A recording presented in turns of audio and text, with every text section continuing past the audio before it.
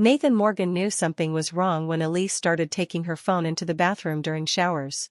15 years of marriage had established comfortable routines, and suddenly, those routines were changing. It started with small things, new passwords on her devices, late-night work emergencies, and a subtle emotional distance that seemed to grow by the week. Working late again, he asked one Tuesday evening, trying to keep his tone casual as Elise packed her laptop bag. "The Reynolds account is a mess," she replied without meeting his eyes. "Mark needs all hands on deck if we're going to make the deadline." Nathan nodded, though doubt gnawed at him. "Say hi to Mark for me." Elise paused almost imperceptibly before continuing to gather her things. "Sure. Don't wait up, okay? This could take a while." After she left, Nathan sat alone in their suburban Philadelphia home, the silence broken only by the gentle hum of the refrigerator. He'd met Mark Reynolds twice at company functions, a silver-haired man in his 60s who seemed unlikely to be working past 8 on a weeknight. The inconsistency wasn't new, but tonight it bothered him more than usual. Nathan wasn't prone to jealousy or suspicion. At 43, he'd built his life around rational thought, an approach that served him well as an architectural engineer and, until recently, as a husband. But the evidence was mounting, and ignoring it felt less like trust and more like willful blindness. Their bedroom had become a minefield of small betrayals. Elise's once predictable sleep schedule had given way to late-night phone checks, her body angled away from him, screen carefully shielded. Twice he'd woken to find her absent, supposedly getting water but returning with dry lips and the glow of a recently locked phone. That night, after 3 hours alone with his thoughts, Nathan made a decision he'd never imagined making in his marriage. He went to the home office and purchased a small digital voice recorder, paying for expedited shipping. The rational part of him hoped he'd never need to use it. The increasingly insistent voice of intuition told him otherwise. The device arrived 2 days later, innocuously packaged and easily concealable. Nathan held it in his palm that evening, conflict written across his features. Was he becoming the jealous, controlling husband he'd always despised in friends' stories? Or was he simply protecting himself from a truth Elise seemed unwilling to share? His decision was made when Elise texted that she would be working late for the 3rd time that week. After dinner alone, Nathan placed the recorder beneath her side of the bed, positioned to capture any late-night conversations, and set it to voice activation. The act itself felt like crossing a threshold, from trusting husband to suspicious spy, but he couldn't see another way to either confirm his fears or put them to rest. The next morning, after Elise left for work, Nathan retrieved the device with trembling hands. He sat at the kitchen counter, coffee growing cold beside him, as he connected the recorder to his laptop. There was nothing from the early evening, just ambient household sounds and the rustling of sheets as they prepared for bed. Around 1:37 a.m., however, the recorder had activated. Nathan's heart sank as he heard Elise's whispered voice. "I can't talk long," she murmured. "He's asleep." "No, not tomorrow. He's expecting me home for dinner. Thursday works. Same place?" A pause, then a soft laugh that Nathan hadn't heard directed at him in months. "You're terrible," she whispered, her voice warm with affection. "I miss you too. So much." Another pause. I know it's complicated. I'm trying to figure it out." "Yes. Soon. I promise." The recording continued for another minute, mundane logistical details interspersed with intimate phrases that felt like physical blows to Nathan's chest. Then silence as the voice activation ceased. Nathan sat motionless, the confirmation of his fears bringing no satisfaction, only a hollow ache beneath his ribs. The rational architect in him had expected this outcome based on the evidence, but the husband, the man who had loved Elise since their graduate school days, felt as though the foundation of his life had just crumbled beneath him. He spent the day in a fog, going through the motions at work while internally cycling through options. Confrontation seemed inevitable, but how? When? And what did he actually want from the outcome? 15 years of marriage deserved more than a reactive accusation hurled in anger. That evening, when Elise returned from work, Nathan studied her with new awareness. She moved through their home with practiced ease, asking about his day, preparing dinner alongside him as they'd done countless times. The domesticity felt surreal now, a performance they were both giving, though for different audiences. "I was thinking," Elise said as they cleared the dishes, "maybe we should take that trip to Vancouver we've been talking about. Get away for a while, just the two of us." Nathan nearly dropped the plate he was rinsing. Was this guilt? An attempt to reconnect? Or simply maintaining cover? "What about your busy work schedule?" he asked, watching her reaction carefully. I could use a break too, she replied smoothly. The Reynolds account will be wrapped up next week. The mention of the Reynolds account, her consistent alibi, solidified Nathan's resolve. Actually, I've been thinking we should try counseling. Elise's hand stilled on the wine glass she was drying. Counseling? Where is this coming from? We've been distant, he said simply. You've noticed it too. I think we need help reconnecting. Her expression shifted through several emotions before settling on concerned attention. If you feel that strongly about it, we can look into it. But I didn't realize things were that serious. Sometimes problems are easier to see from the outside, Nathan replied, the recorder's evidence heavy in his thoughts. The conversation moved to other topics, but a new tension lingered in the air. That night, Nathan placed the recorder again, this time with grim certainty rather than hopeful doubt. The pattern continued for 2 weeks, Elise's late-night calls captured in whispered fragments, her daily performance of normalcy, and Nathan's growing archive of evidence. He found himself becoming someone he didn't recognize, checking her location through shared apps, noting mileage on her car, even scanning credit card statements for unfamiliar charges. He found nothing definitive in these conventional investigations. Elise was too careful, too thorough in covering her tracks. Only the late-night calls provided undeniable confirmation, and those he collected methodically, each recording another brick in the wall of evidence. The counseling appointment was scheduled for a Saturday morning, 3 weeks after Nathan's initial discovery. Elise had agreed without enthusiasm but without resistance either. What surprised him was her suggestion to include their parents in a session. If we're really having problems, we should have support, she'd explained. My parents are in town that weekend anyway. They could join for part of the session, then we could continue privately. Nathan had agreed, though with private reservations. Charles and Margaret Hanson had always adored him, treating him like the son they never had. The thought of revealing their daughter's infidelity in their presence was uncomfortable, but perhaps necessary. His own parents, living in Arizona, couldn't attend on short notice, which felt like a small mercy. The morning of the appointment, Nathan packed the recorder and his laptop into his bag, along with selected recordings transferred to a USB drive. Elise seemed unusually tense as they drove to the counselor's office, her fingers rhythmically tapping the passenger door armrest. Nervous? He asked, eyes on the road. Just want to get this over with, she replied. I still don't think we need this, but if it will help you feel better about us, I'm willing to try.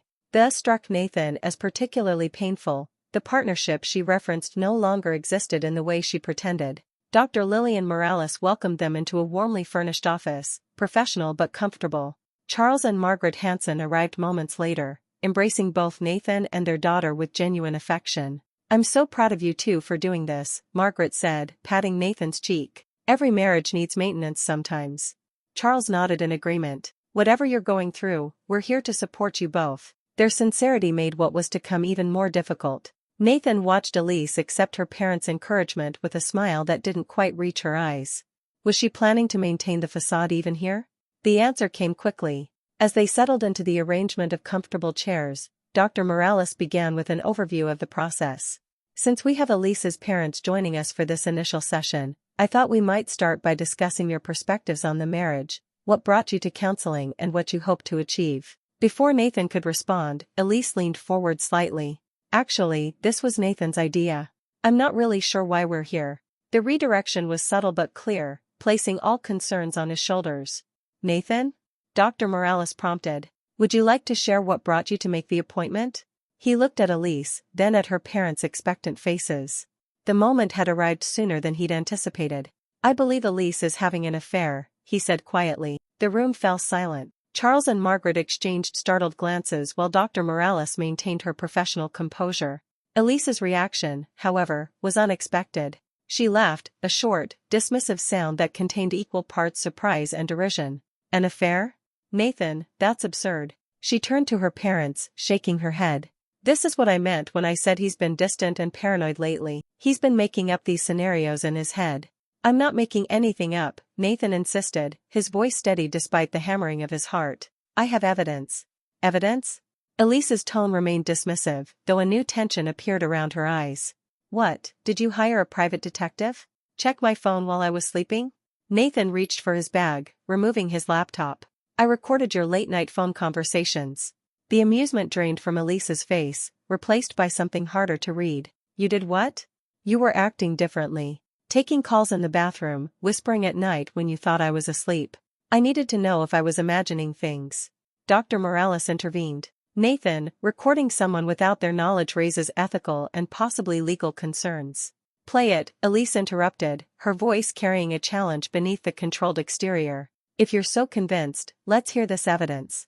She was calling his bluff, Nathan realized. She didn't believe he would actually expose her, especially not in front of her parents. The knowledge strengthened his resolve. Are you sure? He asked, giving her one final opportunity to acknowledge the truth privately.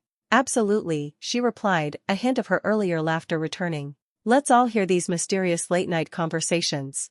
Nathan hesitated, glancing at Charles and Margaret. They appeared uncomfortable but interested in resolution, whatever form it might take. Dr. Morales looked concerned but didn't object further. If that's what you want, Nathan said quietly, connecting the USB drive and opening the folder of recordings.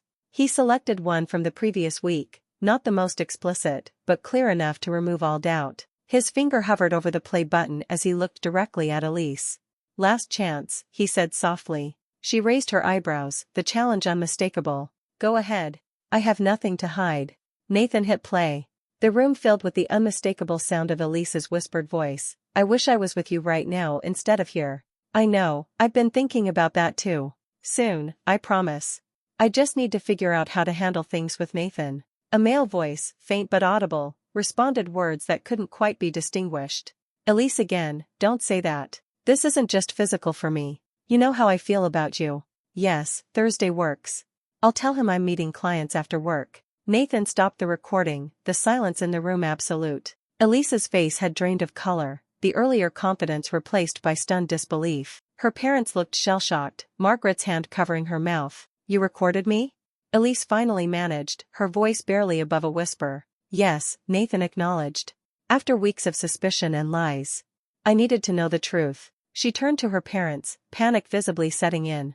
It's not what it sounds like. Elise, her father interrupted, his voice heavy with disappointment. Don't. Just, don't. Dr. Morales cleared her throat gently. Perhaps Charles and Margaret should step out while we discuss this development more privately. Margaret stood immediately, her eyes brimming with tears. Yes, I think that would be best. She looked at Nathan with a mixture of sympathy and sorrow.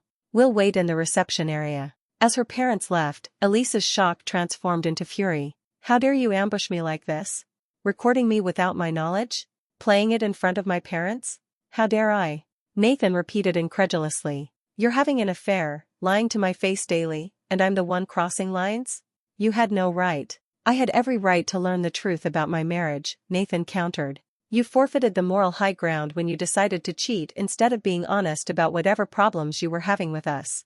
Dr. Morales raised her hand slightly. This situation is obviously highly charged. While the manner of discovery is problematic, we now have a significant issue to address. Elise, would you like to respond to the content of the recording? Elise looked between them, trapped by the evidence. It's complicated. It's actually quite simple, Nathan said, surprising himself with his composure. You're having an affair. The only question is whether you want to come clean now or continue lying. The challenge hung in the air between them. Dr. Morales remained silent, allowing the moment to unfold naturally. Finally, Elise's shoulders sagged. His name is Jason. He works in my department. The admission, after weeks of suspicion and denial, landed with strange anticlimactic weight. Nathan had known, had proof, yet hearing her say it directly still cut deeply. How long? He asked. 4 months. The timeline aligned with the changes he'd noticed. 4 months of deception. 4 months of playing the devoted wife while building a relationship with someone else. And is it serious? Nathan's voice remained steady, though the question cost him considerably. Elise looked down at her hands. I think I love him. The simple declaration shattered whatever composure Nathan had maintained. He stood abruptly, needing physical distance. Nathan, Dr. Morales began. I need a minute, he said, moving toward the door. Just 1 minute. In the hallway, he leaned against the wall, breathing deeply. Despite the recordings, despite weeks of suspicion, some part of him had hoped for an explanation that might preserve something of their 15 years together. That hope was now definitively extinguished. When he returned to the room, he found Elise sitting alone, Dr. Morales having stepped out to give them privacy. Your parents? He asked, still in the waiting room. Elise's voice was subdued, her earlier defiance replaced by resignation. Dad said they'll drive themselves home when they're ready. They need time to process. Nathan nodded, understanding completely. I never meant for this to happen, she offered after a moment. Few people plan to destroy their marriages, he replied without inflection. But you made choices, Elise. Hundreds of individual choices over 4 months that led us here. She didn't argue the point. What happens now? The question was reasonable, though Nathan found it almost laughable. What happened now? The end of 15 years. The division of a life built together. The death of a future they'd planned since their 20s. Now, he said, I go home and pack some things. I'll stay at David's until I can find an apartment. You can have a few days to figure out your next steps. You're leaving? She seemed surprised, as if this outcome hadn't occurred to her. What did you expect? That I'd compete for your affection? Try to win you back from Jason? Nathan shook his head. The moment you decided to betray our marriage rather than address whatever issues you were having, you made this inevitable. Elise began to cry, silent tears tracking down her cheeks. I'm sorry. I believe you, Nathan said. But it doesn't change anything. Dr. Morales returned, looking between them with professional concern. Would you like to continue the session? Nathan shook his head. I think we have clarity now. The issues in our marriage are beyond counseling at this point.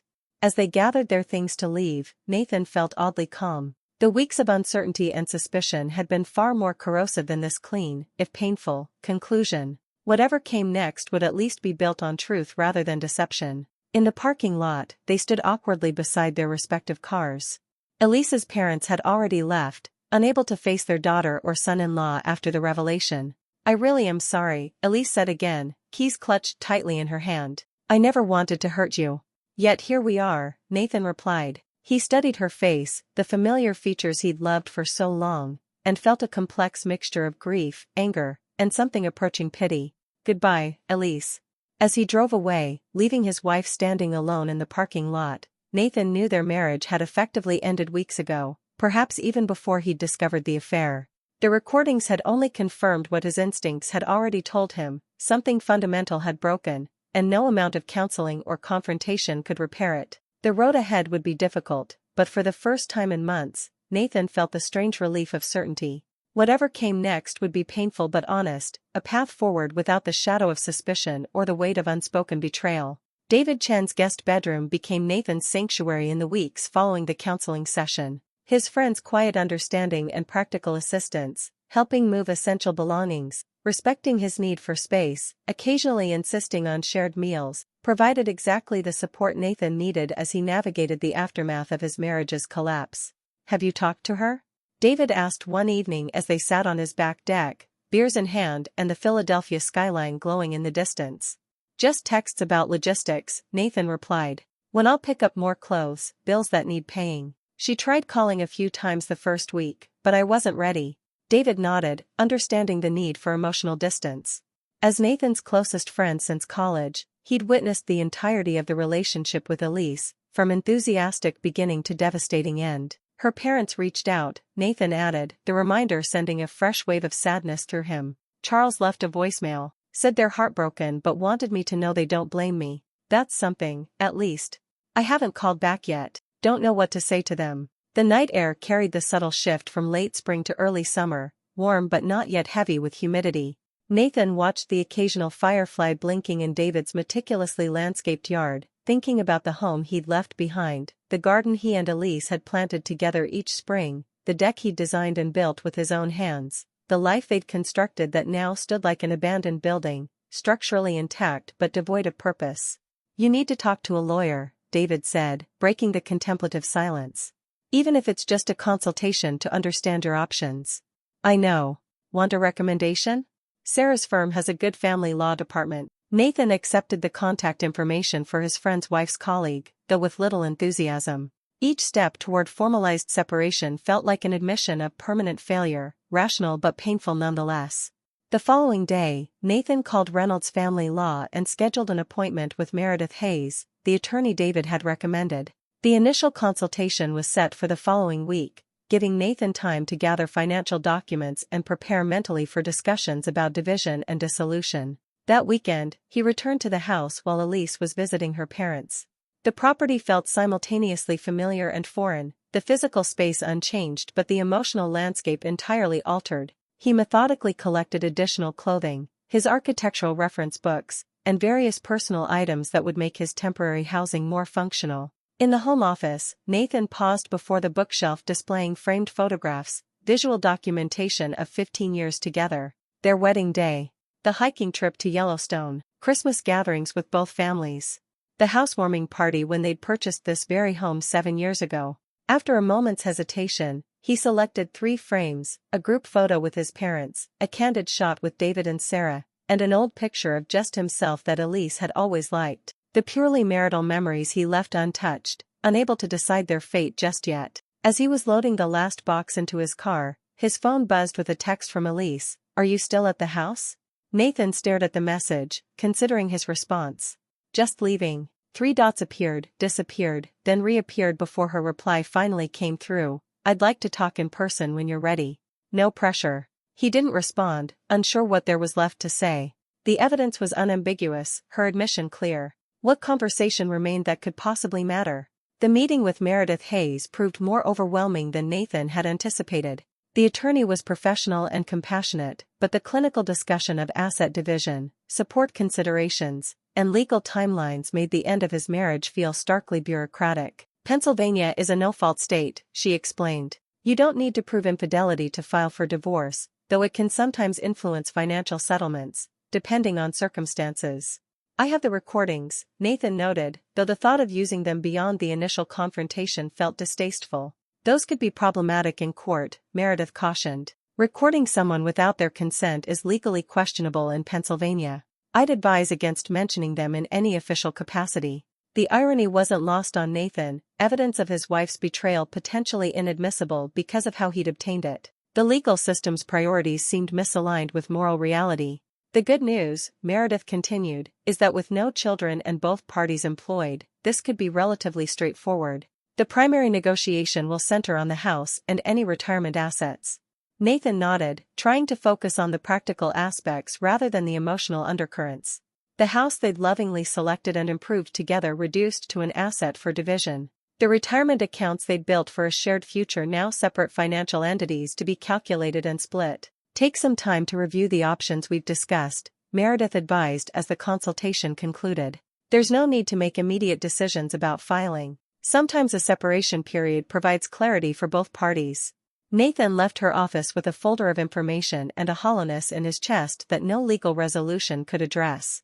The practical path forward was clear enough: division, dissolution, documentation, but the emotional trajectory remained nebulous and daunting. That evening, as he sat in David's guest room reviewing the materials from Meredith's office, Nathan's phone rang with a call from Charles Hanson, Elise's father.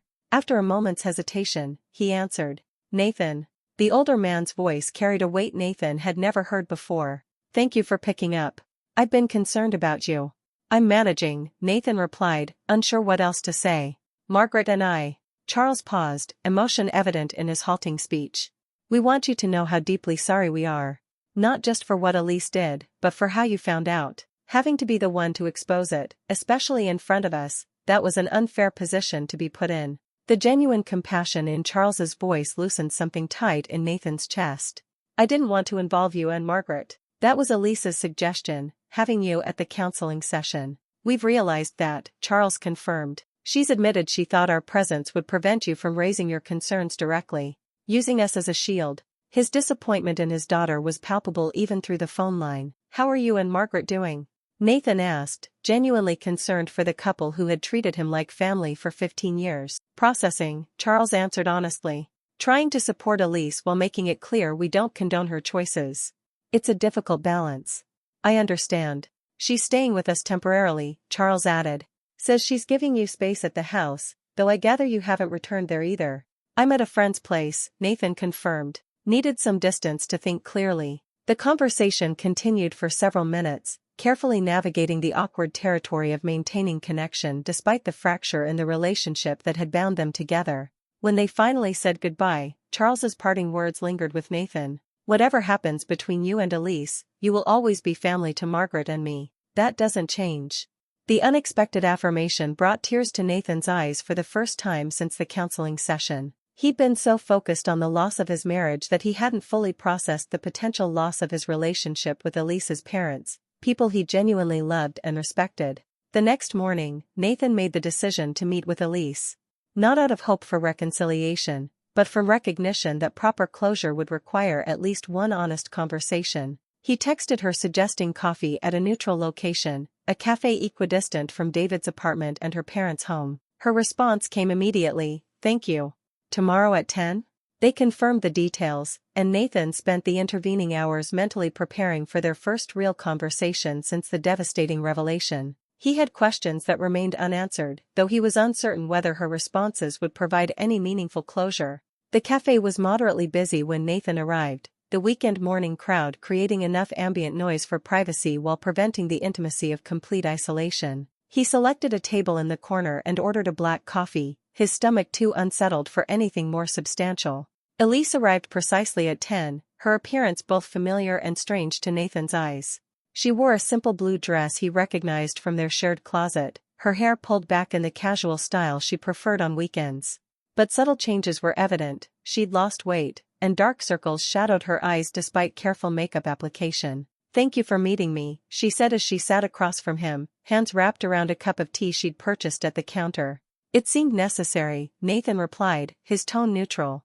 An awkward silence stretched between them, 15 years of easy conversation reduced to cautious observation. "How are you?" she finally asked. "Managing," he repeated the same assessment he'd given her father. "Staying with David for now. I've consulted an attorney." Elise nodded, accepting this information without surprise. "I expected as much. And you? Charles mentioned you're staying with them." "Yes," she confirmed. It seemed inappropriate to remain in the house alone. "And they've been." She hesitated, supportive, despite their disappointment. Another silence, this one heavier with unspoken questions. "Why, Elise?"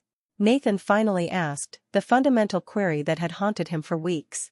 "If you were unhappy, why not say something? Why choose deception over honesty?" She looked down at her tea, seemingly gathering thoughts she'd prepared but now found inadequate. "It wasn't planned," she began. "Jason transferred to our department last year. We worked on projects together, became friends. I didn't realize how." She searched for the right word, "how emotionally vulnerable I was until he provided attention I didn't know I was missing." "Missing from our marriage," Nathan clarified. "Yes." Her admission was quiet but direct. "We'd become so comfortable, so routine. I told myself that was normal after 15 years, but part of me felt invisible. Jason saw me. Made me feel valued and desired in ways I hadn't experienced in a long time." Nathan absorbed this, recognizing partial truth in her assessment. They had settled into comfortable patterns, prioritizing stability over passion. But her framing troubled him. "You're describing a passive process," he observed. "Something that happened to you rather than choices you made. The affair didn't just materialize, Elise. You actively participated in and concealed it." Her posture stiffened slightly. "I know. I'm not absolving myself of responsibility. I made terrible choices that hurt you deeply, and I'll always regret that." "Are you still seeing him?" Nathan asked, the question he'd been avoiding most directly. Elise hesitated before answering. "Yes. Not while staying with my parents, obviously, but we're still involved." The confirmation twisted something in Nathan's chest, though it was hardly surprising. "So the apologies come with a caveat. You regret hurting me but not enough to end the relationship that caused the pain." "It's not that simple." "It seems remarkably simple from where I'm sitting," Nathan interrupted, his composed facade cracking slightly. "You've chosen him. That's your right, but it does make your expressions of regret ring somewhat hollow." "I do regret hurting you," Elise insisted. "You deserved better than how I handled this. I should have been honest about my feelings before things progressed with Jason. But they did progress. And now we're here." Nathan took a steadying breath. "What do you want from this conversation, Elise? Forgiveness? Permission? Closure?" She considered the question seriously. "Understanding, maybe. And yes, some form of closure. We had 15 good years together, Nathan. That has to count for something, even now." "It counted for everything," he replied, echoing his statement from the counseling session. "Until it didn't. Until you decided our history and commitment were less valuable than a new relationship." Elise flinched at the assessment but didn't contradict it. "I know you can't forgive me right now. Maybe never. But I hope eventually you can remember the good parts of our marriage too, not just how it ended." "I remember everything," Nathan said quietly. "That's part of the problem." They sat in silence again, the gap between them populated with memories both cherished and painful. Finally, Elise shifted the conversation to practical matters. "I'd like to move back to the house temporarily," she said. "My parents are wonderful, but I need my own space, especially for work. Would that be okay with you?" Nathan nodded. "It's as much your home as mine. I'm not ready to return anyway, thank you." She hesitated before adding, "Have you decided what you want to do? About the house, about us?" "Divorce seems inevitable," Nathan replied, the words still difficult to voice aloud. "As for the house, I haven't decided. I'm not sure I could live there now, regardless of legal ownership." "I understand," Elise said, though her expression suggested she didn't entirely. Would you prefer if I initiated the filing? Would that be easier for you?" The offer surprised Nathan. "Why would you do that?" "Because I'm the one who broke us," she said simply. "It seems like the least I could do is handle the difficult paperwork." Nathan considered this. "Let me think about it. I'm not ready to make official decisions yet." As their conversation wound down, an awkward moment arose when it was time to leave. The habitual goodbye kiss or hug was clearly inappropriate, yet a formal handshake seemed absurdly businesslike for people who had shared a bed for 15 years. They settled for an uncomfortable nod, both standing to leave without further physical contact. "Nathan," Elise said as they walked toward the door. "I truly am sorry. Not just for getting caught, but for everything. The lies, the betrayal, all of it. You deserved better from me." "Yes," he agreed without malice. "I did." Outside the cafe, they parted without further conversation, heading to separate vehicles and separate lives. Nathan sat in his car for several minutes before starting the engine, processing the interaction that had been simultaneously necessary and painful. The conversation had provided some answers but little comfort. Elise's explanation, feeling unseen, seeking validation elsewhere, was common enough in stories of infidelity, but knowing the pattern didn't ease the personal sting of betrayal. What troubled Nathan most was his lingering love for her despite everything. 15 years couldn't be erased by a single devastating act, no matter how profound. He still cared for the woman walking away from him, even as he acknowledged that their marriage was irrevocably broken. Over the following weeks, Nathan established a new routine: work at the architectural firm where he'd been a partner for 8 years, evenings at David's or occasionally with other friends, weekends spent researching apartments and consulting with Meredith Hayes about divorce proceedings. "There's no rush to file," Meredith reminded him during their second meeting. "Pennsylvania requires a 1-year separation period anyway unless both parties consent to an earlier divorce." Nathan nodded, the timeline simultaneously too long and not long enough. Elise offered to initiate the filing. "That's unusual," Meredith observed, "but potentially helpful if you're finding the process emotionally difficult." "I'm not sure what her motivation is," Nathan admitted. "Guilt? Efficiency? Moving things along so she can." He couldn't quite finish the thought aloud. "So she can formalize her new relationship," Meredith completed gently. "That's often a factor, yes." The reality of Elise potentially marrying Jason someday, perhaps even having children with him, created a hollow feeling in Nathan's chest that no professional advice could address. A month after moving out, Nathan found a suitable apartment in a renovated historic building downtown. The space appealed to his architectural sensibilities: exposed brick walls, large windows, contemporary updates that respected the original structure. More importantly, it was entirely different from the suburban home he'd shared with Elise, offering a clean aesthetic break from his married life. David helped with the move, as did several colleagues from Nathan's firm. The process of establishing a new household, purchasing furniture, organizing belongings, creating systems, provided welcome distraction from the ongoing emotional turmoil. "It's coming together nicely," David observed as they positioned the new sectional sofa in Nathan's living room. "Very bachelor architect chic." Nathan smiled slightly at the characterization. "Never thought I'd be designing a bachelor pad at 43. "Life's unpredictable," David replied with characteristic understatement, "but you're handling it with more grace than most would manage." "Not sure about grace," Nathan countered. "Just trying to keep moving forward." Later that evening, after David had gone home, Nathan stood in his new space feeling an unexpected sense of ownership and possibility. The apartment reflected his personal aesthetic in ways the shared home with Elise had not: cleaner lines, more modern elements, less compromise. For the first time since discovering the affair, he felt a glimmer of something approaching optimism about his future, however different it might be from what he'd planned. The feeling was short-lived, interrupted by a text from Elise: "Need to discuss house situation. Received offer from potential buyers. Can we talk?" Nathan stared at the message, processing its implications. Elise had apparently listed their home for sale without consulting him, despite its status as shared marital property. The presumption was jarring, though perhaps not surprising given recent events. "You listed the house?" he replied. "No, received unsolicited offer through a realtor friend. Neighbors 2 doors down are interested.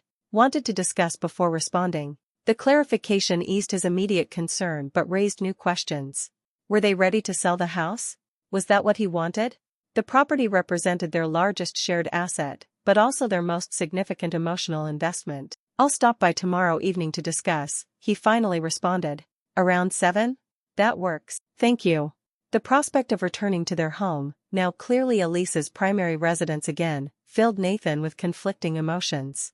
He'd successfully avoided the property since their cafe meeting, arranging for friends to collect additional belongings as needed. Tomorrow would mark his first substantial return to the space they'd shared, the first real confrontation with the physical manifestation of their former life together. He slept poorly that night, dreams fragmented with images of empty rooms and unfamiliar voices. Morning brought little clarity, just resignation to the necessary conversation ahead. The workday passed in a blur of project meetings and client calls, Nathan's focus compromised by anticipation of the evening ahead. By 6:30, he found himself driving the familiar route to the suburban neighborhood he'd called home for 7 years, uncertainty mounting with each mile. As he turned onto their street, her street now, he mentally corrected, Nathan noticed an unfamiliar car in the driveway alongside Elise's Honda. The vehicle's presence triggered immediate concern, its implications obvious even before he confirmed his suspicion. Jason was there. In their home. The meeting about the house had apparently been scheduled to include Elise's affair partner. Nathan parked at the curb, his hands gripping the steering wheel as he considered his options. Leave immediately, avoiding the confrontation entirely?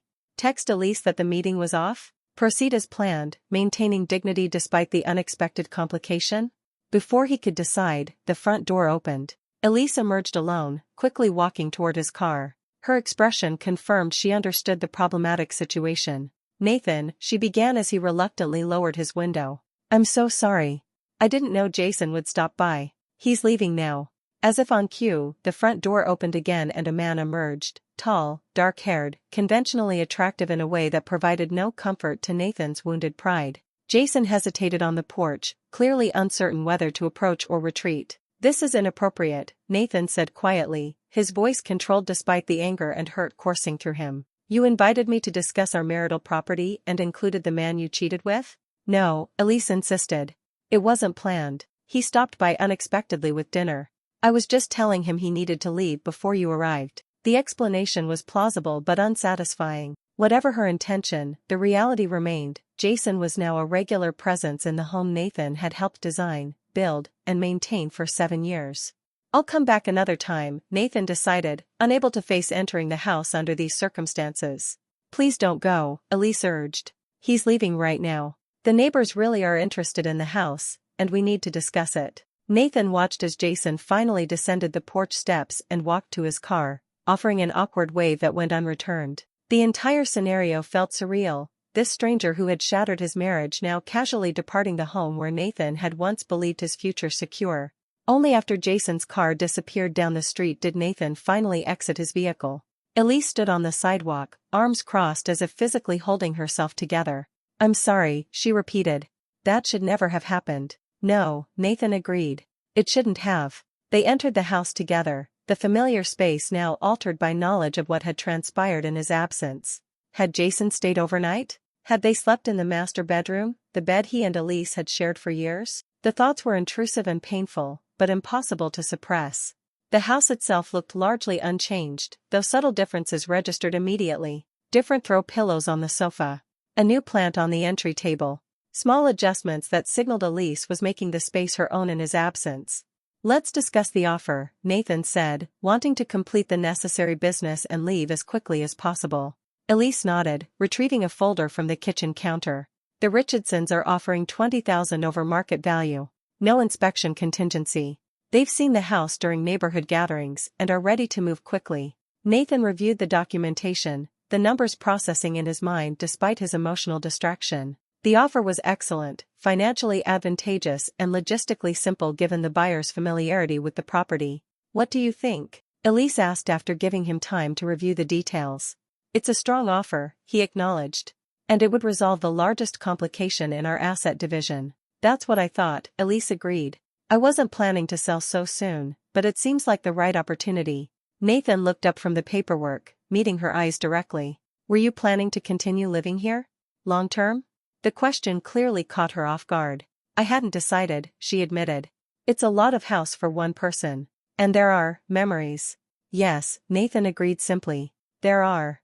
The unspoken acknowledgement hung between them. This house, however beautiful and valuable, now contained both cherished memories and painful betrayal for both of them. Perhaps selling was the cleanest solution, allowing each to truly start fresh elsewhere. I think we should accept the offer, Nathan decided. Split the proceeds per Meredith's recommendation, and move forward separately. Elise nodded, relief evident in her expression. I'll contact my attorney tomorrow to draft a response. As Nathan prepared to leave, having accomplished the necessary business discussion, Elise spoke again. I've been thinking about what you said at the cafe, she said hesitantly. About my choices being active decisions, not things that simply happened to me. Nathan paused, surprised by the return to their emotional conversation. You were right, she continued. I've been trying to minimize my responsibility by framing everything as circumstances beyond my control. The truth is, I made choices that hurt you deeply, and no explanation justifies that. The acknowledgement was significant, perhaps the most honest statement she'd made since the affair's discovery. Nathan wasn't sure what to do with it now, when the damage was already done and their paths diverging. Thank you for saying that, he replied finally. It doesn't change our situation, but I appreciate the honesty. As he walked back to his car moments later, Nathan felt an unexpected sense of forward momentum. The house would be sold, the largest shared asset divided. One major connection between them severed, allowing clearer progress toward whatever came next. The pain hadn't disappeared, nor had the sense of injustice that occasionally threatened to overwhelm his rational approach to the situation. But for the first time since hitting play on that devastating recording, Nathan felt he was moving toward a future rather than simply away from a past. 3 months after accepting the offer on their house, Nathan stood in the empty living room where he'd once imagined growing old with Elise. The closing had gone smoothly, the proceeds divided per their attorney's agreement, and now only the final walkthrough remained before handing keys to the eager buyers tomorrow morning. The space echoed with his footsteps as he moved through each room, performing a methodical inspection more thorough than necessary. The process was practical, checking for forgotten items, confirming all repairs had been completed, but also ceremonial, a final goodbye to the life he'd built and lost here. In the master bathroom, he found a single earring behind the vanity, one of Elise's favorites that she'd probably been searching for during packing. He pocketed it without much thought, planning to leave it with her attorney rather than contact her directly. Their communication had become increasingly formalized in recent months, conducted primarily through legal representatives as they finalized the divorce agreement. The 1-year separation period Pennsylvania required was only half complete, but they had jointly petitioned for an earlier dissolution based on mutual consent, the paperwork nearly finalized. As Nathan completed his inspection of the upper floor, his phone buzzed with a text from David. Still on for dinner? Sarah's making her famous lasagna. Just finishing walkthrough. We'll head over in 30, he replied, grateful for the plans that would prevent an evening alone with memories of the house. Downstairs, he checked the kitchen one final time, noting the empty spaces where appliances had been, some sold with the house, others divided between them according to their agreement. The entire process had been remarkably civilized, each party seemingly committed to ending things with minimal additional pain. That civility had been tested only once, when Elise requested the handcrafted dining table Nathan had designed and built during their 2nd year of marriage. The piece held special significance for him, his first major furniture project, created specifically for their first home together. But Elise had made a compelling case through her attorney. The table had been where she'd written her master's thesis, where they'd hosted countless dinner parties, where her family had gathered for holidays year after year. In the end, Nathan had conceded, recognizing that holding on to physical objects wouldn't preserve the memories they contained. The table now resided in the smaller home Elise had purchased closer to her office, while Nathan had commissioned a local craftsman to build a new one for his apartment, a piece that would carry no complicated history. As he prepared to leave, performing a final check of utilities and locks, Nathan heard a car pull into the driveway. Through the front window, he was surprised to see Elise emerging from her Honda, apparently unaware of his presence for the same walk-through purpose. For a moment, he considered slipping out the back door to avoid an unexpected encounter, but dismissed the thought as childish. They were adults finalizing a real estate transaction, not teenagers avoiding an ex at a party. When the doorbell rang, a strangely formal gesture given that she'd owned the house until recently, Nathan opened it to find Elise looking equally surprised to see him. "Oh," she said, momentarily flustered. "I didn't realize you'd be here. Martha said the walkthrough was scheduled for this afternoon." "Just finishing up," Nathan replied, referring to their real estate agent. "Everything looks good. No issues to report." Elise nodded, an awkward silence stretching between them. They hadn't seen each other in person since the night they'd discussed the house sale, communications filtered through attorneys and text messages for months. "Would it be okay if I looked around too?" she asked. "For closure, I guess." "Of course." Nathan stepped back from the doorway. "It's as much your house as mine. Was, anyway."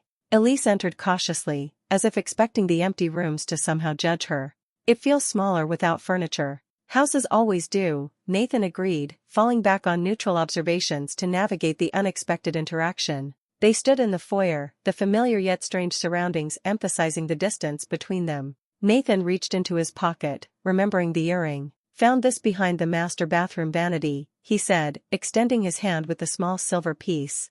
"Thought you might want it back." Elisa's eyes widened slightly in recognition. "My grandmother's earrings. I've been looking everywhere for the missing one." She accepted it carefully, their fingers avoiding contact during the exchange.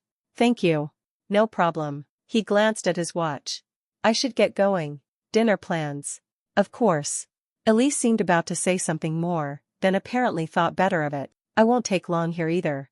Just need one last look." As Nathan gathered his keys and phone, preparing to leave her to her own farewell tour, Elise suddenly spoke again.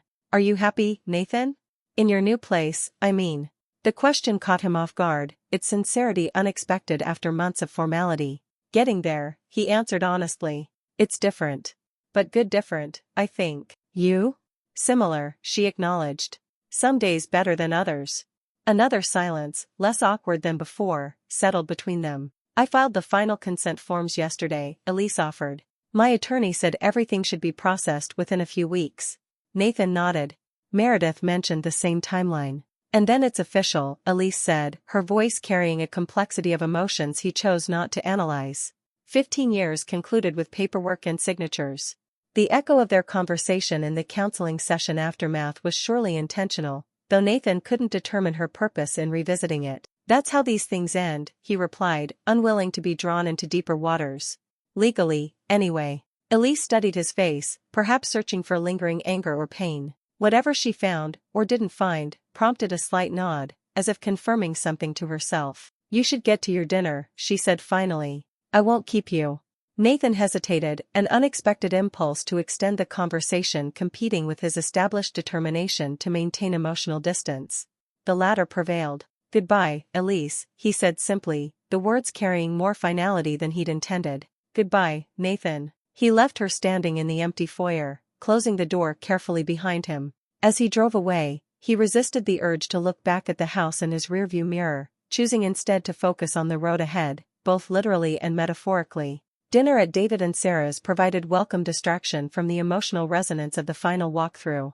Their home was warm and lived in, filled with evidence of their 17-year marriage and 2 teenage children, a chaotic but loving environment that once would have made Nathan envious but now simply offered comfort in its normalcy. "The lasagna is amazing as always," Nathan complimented Sarah as they sat around the dining table, the conversation flowing easily among longtime friends. "Family recipe," Sarah replied with a smile. "Impossible to mess up, which works well for my limited culinary skills." "Don't believe her modesty," David interjected. "She's been perfecting this recipe for years." The early versions were adventurous. Their easy banter highlighted a comfortable partnership that Nathan observed with both appreciation and a twinge of loss for what he'd once believed he had. "How did the walkthrough go?" Sarah asked, shifting topics. "Fine. Everything in order." Nathan hesitated before adding, "Elise showed up while I was there." Unexpected encounter. David and Sarah exchanged a quick glance, their interest evident but measured. "How was that?" David asked carefully. "Brief. Civil." Nathan shrugged. "We're adults handling a business transaction at this point." Good perspective, Sarah nodded, though her expression suggested she suspected more complicated emotions beneath his matter-of-fact description. The conversation moved to safer topics: David's recent promotion, their son's college applications, an upcoming concert they'd all purchased tickets for months ago. Nathan participated fully, genuinely enjoying the evening despite the day's emotional undertones. As they finished dessert, Sarah's famous tiramisu, another family recipe, she broached a subject they'd been carefully avoiding. "I ran into Lisa Donovan at the grocery store yesterday," she mentioned, her casual tone not quite masking her purpose. "She asked about you." Nathan raised an eyebrow.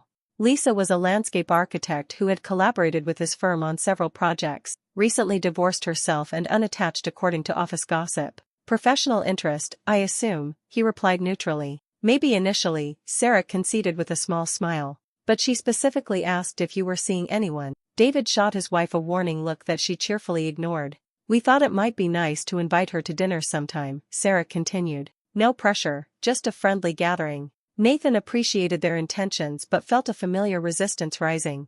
The few gentle attempts friends had made to introduce him to single women over recent months had all met with similar deflection. "I'm not really in a dating mindset right now," he explained, the excuse both true and convenient. "Still finalizing the divorce, getting established in my new place." "Of course," Sarah backtracked smoothly. "Completely understandable. Just thought I'd mention it." Later, as Nathan prepared to leave, David walked him to the door while Sarah cleared the table. "Sorry about the matchmaking attempt," David offered. "Sarah worries about you." "No apology needed," Nathan assured him. "I appreciate the thought, really. Just not ready yet." David studied his friend carefully.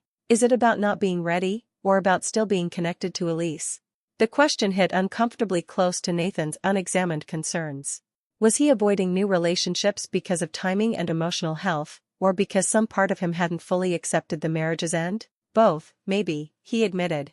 "The divorce paperwork is almost complete, but 15 years doesn't just disappear from your system overnight." "No, it doesn't," David agreed. "But eventually, you'll need to decide if you're healing or just hiding." The observation lingered with Nathan during his drive home, the familiar route to his downtown apartment now automatic after months of residence.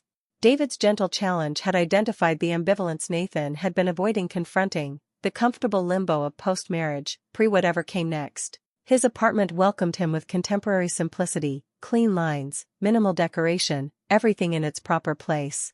The space reflected his architectural sensibilities perfectly, yet sometimes felt more like a well-designed hotel suite than a true home. Personal touches remained minimal, as if he were subconsciously maintaining the option to leave at a moment's notice. Nathan poured himself a small whiskey and settled on his balcony, the Philadelphia skyline providing a spectacular backdrop for reflection. 6 months had passed since the counseling session revelation. 6 months of rebuilding, restructuring, and reorienting his life following the collapse of his marriage.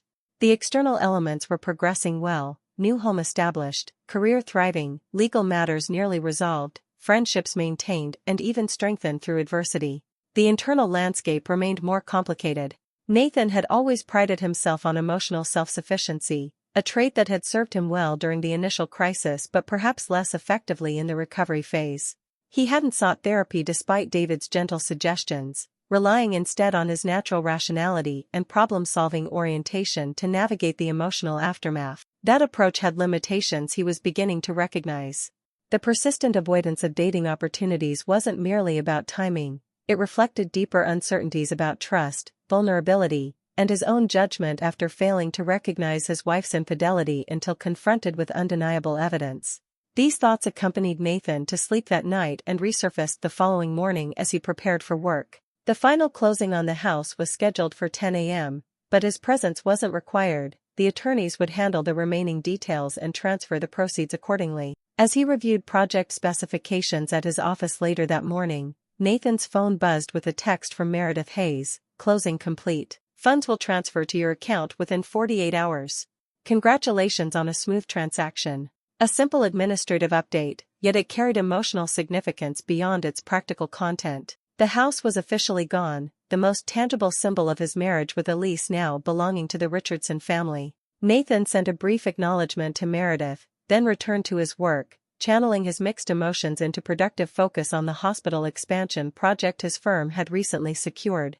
The complex design challenges provided welcome distraction from personal matters, his professional competence untouched by personal turmoil. That evening, Nathan acted on a decision that had been forming since his conversation with David. He contacted a therapist whose name he'd carried in his phone for months without calling, Dr. Alan Stevenson, recommended by a colleague who had navigated his own divorce years earlier. The initial appointment was scheduled for the following week, a small but significant step toward addressing the internal landscape he'd been carefully avoiding. The decision brought an unexpected sense of relief, as if acknowledging the need for assistance had itself lightened some invisible burden. 3 days later, Nathan encountered another unexpected development when he arrived at his favorite coffee shop for his Saturday morning routine.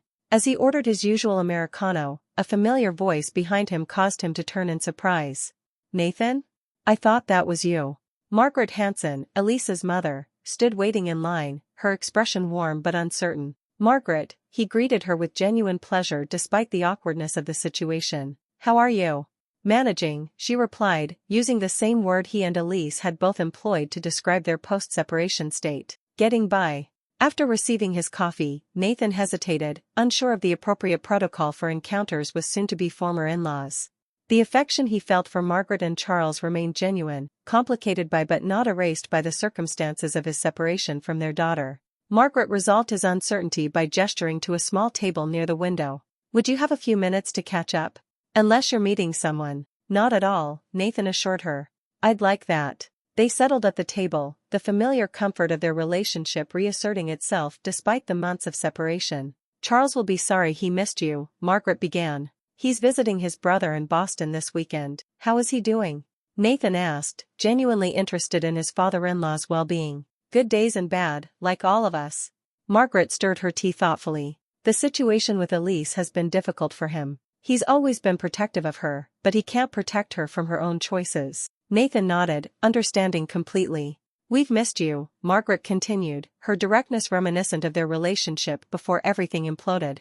"The situation is awful, but losing you from our lives has been its own kind of grief." The admission touched Nathan deeply. "I've missed you both too.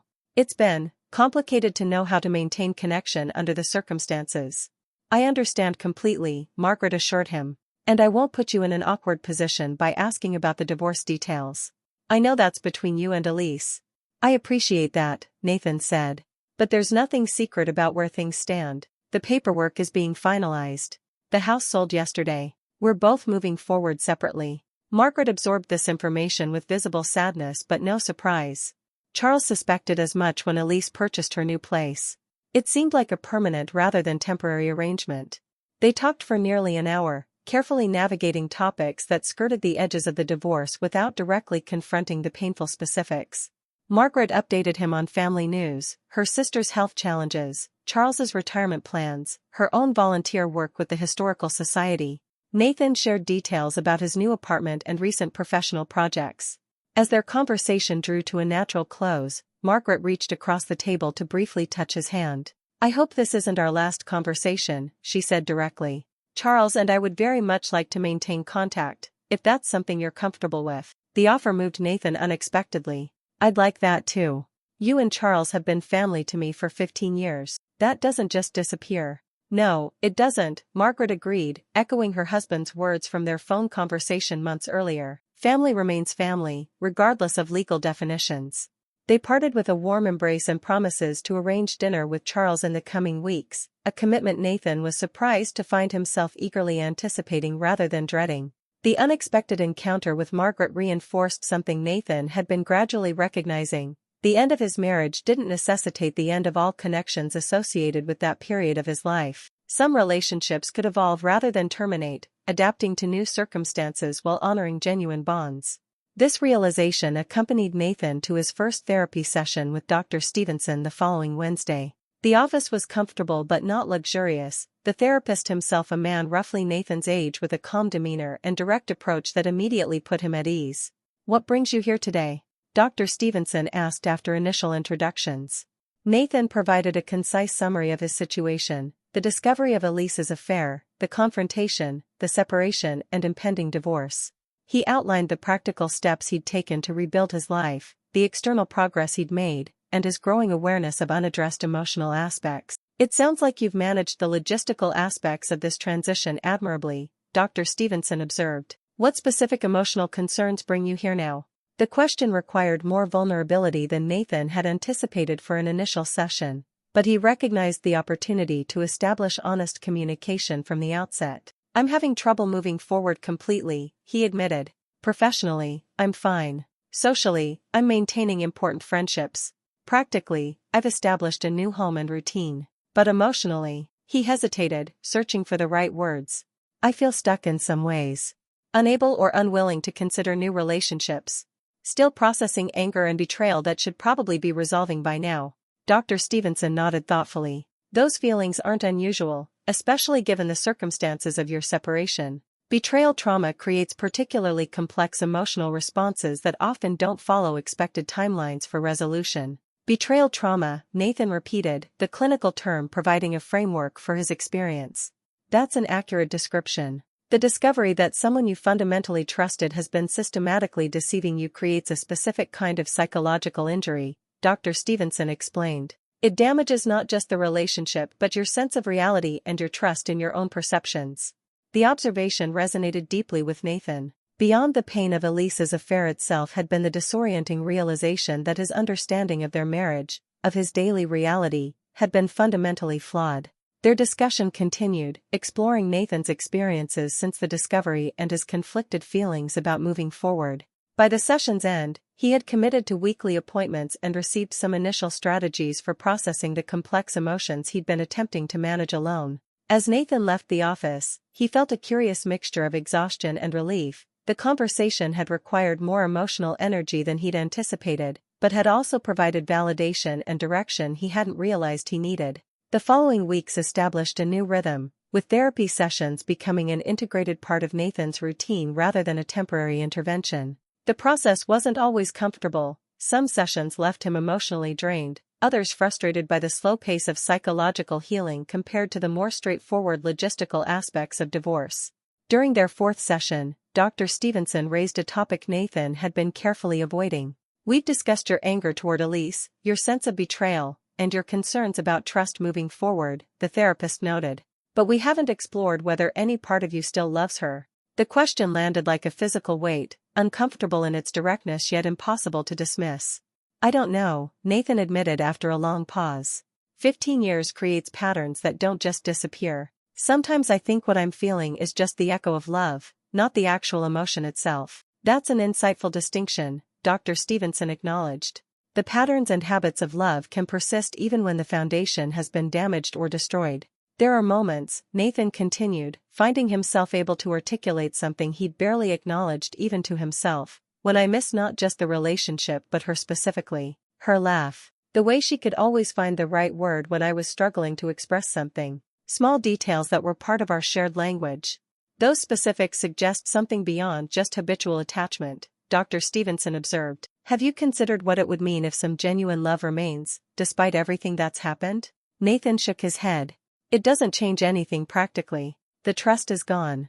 Without trust, what's left isn't a viable relationship regardless of lingering feelings. That may be true regarding reconciliation, the therapist agreed. But acknowledging remaining love could be important for your healing process. Unacknowledged feelings often complicate grief and closure.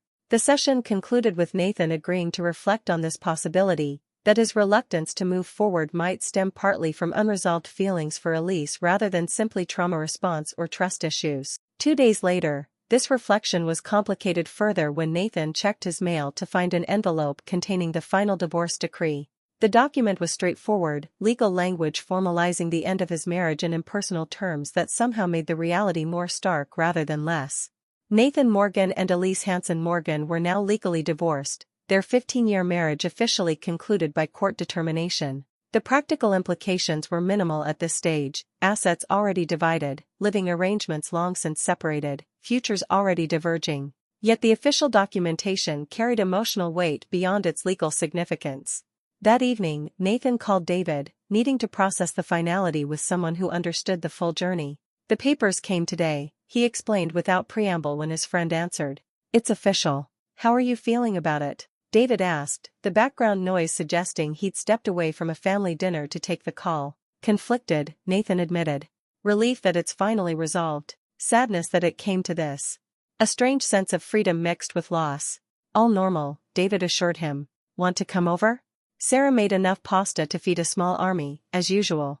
The invitation was tempting, but Nathan recognized his need for solitude to process this milestone. Thanks, but I think I need a quiet evening. Rain check? Absolutely. Call if you need anything, even just to talk. After ending the call, Nathan poured himself a whiskey and settled on his balcony, the divorce decree placed on the table beside him. The Philadelphia skyline glittered in the early evening light, the city continuing its normal rhythms despite the personal earthquake that had just registered in his life. His phone buzzed with a text from an unexpected source, Elise. I received the decree today. 15 years officially concluded. Wishing you peace and healing moving forward. The message was simple, appropriate, and strangely affecting. Not presumptuous or emotional, yet acknowledging the significance of the moment they were separately experiencing. After considerable thought, Nathan replied, received mine as well. Thank you for the wishes. I hope for the same for you. The exchange was brief but somehow important, a civil acknowledgement of their shared history and separate futures without resentment or lingering hostility. Not friendship, certainly, but perhaps the beginning of something resembling peaceful conclusion. As Nathan sipped his whiskey, watching the city transition from day to evening, he reflected on the journey from that devastating moment in Dr. Morales's office to this quiet acknowledgement of legal separation. The path had been neither straight nor easy, filled with unexpected complications and emotional landmines. Yet he had survived. More than survived, he had maintained his integrity, preserved important relationships, established a new home, and begun the process of genuine healing rather than mere distraction or avoidance. The future remained uncertain, questions about trust and new relationships still unresolved, but for the first time since discovering Elise's betrayal, Nathan felt a sense of genuine possibility rather than merely adjusted expectations. Whatever came next would be built on a foundation of hard-earned wisdom rather than naive assumptions, less idealistic perhaps, but ultimately stronger for having been tested by fire. The divorce decree on the table beside him represented both an ending and a beginning, a document that simultaneously closed one chapter of his life and opened space for whatever might follow. Nathan raised his glass in a silent toast to that uncertain but potentially promising future, finally ready to turn the page. 1 year after finalizing his divorce, Nathan presented the completed designs for a children's hospital wing that had consumed his professional focus during the rebuilding of his personal life. The project had become therapeutic, channeling his need for order and purpose into creating something meaningful. After the presentation, Lisa Donovan, the landscape architect whose name Sarah had mentioned over a year ago, approached him. Their professional collaboration had gradually evolved into cautious friendship over several projects. Impressive work, she said. The indoor garden spaces are particularly inspired. Thank you, Nathan replied. Your input on the plant selection was invaluable. A few of us are getting dinner to celebrate, Lisa mentioned. Would you like to join us? Nathan accepted, finding himself seated beside Lisa at dinner. Their conversation gradually separated from the group as the evening progressed. How's the house renovation coming along? He asked, recalling her mention of a historic property she'd purchased. Slowly but surely. The kitchen is finally functional, though I'm still living with temporary countertops. Want another set of eyes on it sometime? Might be able to suggest some cost-effective approaches. The offer carried personal implications they both recognized, a potential step beyond their established boundaries. I'd appreciate that, Lisa said after a moment. Maybe next weekend? I could provide lunch as compensation. The house consultation the following weekend stretched into a 6-hour conversation that evolved naturally from professional advice to personal history. By the end of the day, their connection had deepened significantly. I'd like to have dinner sometime, Lisa said directly as Nathan prepared to leave. Just the two of us. No project team, no renovation consultation pretense. I'd like that, Nathan replied without the hesitation that would have accompanied such a response months earlier. Their first official date occurred the following Friday.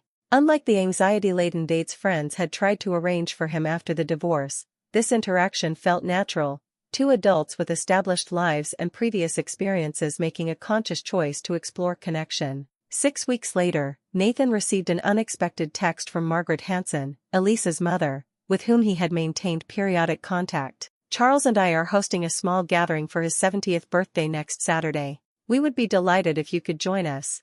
After careful consideration, Nathan called Margaret. Would it be appropriate for me to bring someone? I've been seeing someone recently. Of course, Margaret replied without hesitation. We'd be happy to meet her. Will Elise be comfortable with my attendance? I discussed it with her before extending the invitation. She agreed it would be fine. When Nathan mentioned the invitation to Lisa, her response was characteristically thoughtful. How do you feel about attending? She asked, prioritizing his comfort. Conflicted. Charles and Margaret have been wonderful throughout everything. But there's an inherent awkwardness with an ex-spouse. I can handle social complexity, Lisa assured him. The question is whether you're ready for this intersection of past and present. I'd like you to come, if you're comfortable with it. At the birthday celebration, Margaret greeted them warmly, welcoming Lisa with genuine hospitality.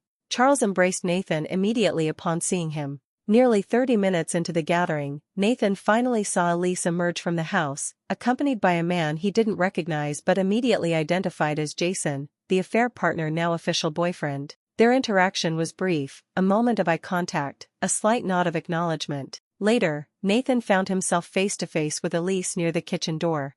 Nathan, she greeted him, it's good to see you. You too, he replied, the social nicety not entirely untrue. Your friend seems nice, Elise offered, having observed his interactions with Lisa. She is, Nathan confirmed. How have you been?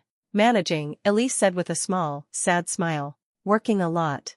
Jason approached, placing his hand on Elise's back. After awkward introductions, Nathan excused himself to rejoin Lisa. Everything okay? She asked as he handed her a drink. Yes, Nathan replied, surprised by how genuinely he meant it. Actually, yes. A week later, Nathan received an unexpected email from Elise, their first direct communication in months unrelated to practical matters of separation. It was strange but not unwelcome seeing you. I've been reflecting on our interaction and feeling there are things left unsaid between us that might benefit from proper closure. Would you be open to meeting for coffee? After thoughtful consideration, Nathan agreed to meet at a neutral location. I've been in therapy for the past year, Elise began after they'd settled with their coffees. My therapist has encouraged making amends where possible. I want to apologize directly, without excuses, she continued. My behavior was inexcusable. You deserved better, both during our marriage and in how it ended. I appreciate that, Nathan replied after considering her words. The acknowledgement means something, even now. What prompted this now? He asked. Seeing you at the party with Lisa, Elise admitted. You seemed at peace. It made me realize I've been avoiding this conversation out of shame. Their discussion continued for nearly an hour, navigating territory that would have been emotionally impossible months earlier. I'm glad we had this conversation, Elise said as they prepared to leave. Not to erase anything, but to acknowledge it directly. So am I, Nathan realized. It doesn't change the past, but it helps integrate it into the present. That evening, he shared the interaction with Lisa, their increasingly intertwined lives making such disclosure natural. How do you feel about the conversation? She asked. Better than I expected. It provided a different kind of closure than the legal proceedings offered.